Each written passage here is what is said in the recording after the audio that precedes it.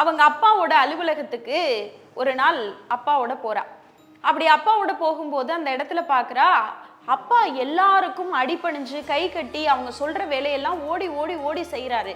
அதுலேயும் அப்பாவுக்கு ரொம்ப வயசு கம்மியாக இருக்கிற கீழே இருக்கிறவர்களுக்கும் அவர் ரொம்ப பணிவாக வணக்கம் சொல்லி அவருக்கும் கையெடுத்து கும்பிடுறத பார்த்தோன்னே இந்த பொண்ணு வீட்டுக்கு வந்தோன்னே அந்த அப்பாட்ட கேட்குறா, அப்பா உங்களை விட வயசுல எல்லாரும் சின்னவங்க தானேப்பா, அப்புறம் ஏன்ப்பா இப்படி ஓடி ஓடி நீங்க எல்லாருக்கும் மரியாதை பண்ணிக்கிட்டு இருக்கீங்க அப்படின்னு கேட்டப்ப அந்த அப்பா அந்த பொண்ணுகிட்ட சொன்னாராம், என்னை விட வயசுல எல்லாரும் சின்னவங்க தாம்மா, ஆனா என்னை விட படிப்புல எல்லாரும் பெரியவங்க, அப்படி படிச்சு உயர்ந்த இடத்துக்கு வந்திருக்காங்க, அவங்க உயர்ந்த இடத்துல இருந்து எனக்கு வேலை சொல்றாங்க, நான் அதை அடிபணிஞ்சு செஞ்சுதாம்மா ஆகணும், ஏன்னா என்கிட்ட படிப்பு இல்லைல்ல அப்படின்னு அந்த அப்பா சொல்றாரு.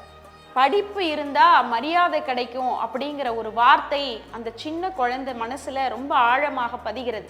அதன் பிறகு முட்டி மோதி கஷ்டப்பட்டு எல்லா விதமான தடைகளையும் தாண்டி ஒரு நாள் அந்த பெண் மாவட்ட ஆட்சித்தலைவராக மாறுகிறார்.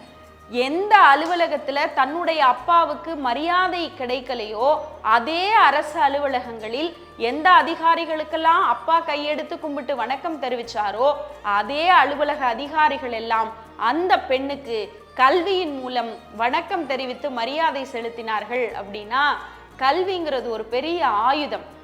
அந்த கல்வியை வச்சு நம்முடைய தலையெழுத்தையே மாற்ற முடியும். ஒரு தந்தை படிக்காமல் அனுபவித்த வேதனைகளை ஒரு மகள் படித்தே அவருக்கு கர்வத்தை கொடுத்தாள் அப்படின்னா இது உண்மையில் நடந்த விஷயம். இன்றைக்கும் ஈரோட்டிலே கலைவாணி என்கிற ஒரு பெண்தான் அந்த சிறு வயதில் கல்வியால் மாற்றம் பெற முடியும் என்று உயர்ந்து பின்னாளில் மாவட்ட ஆட்சித்தலைவராக உயர்ந்த மரியாதைக்குரிய அந்த பெண்மணி.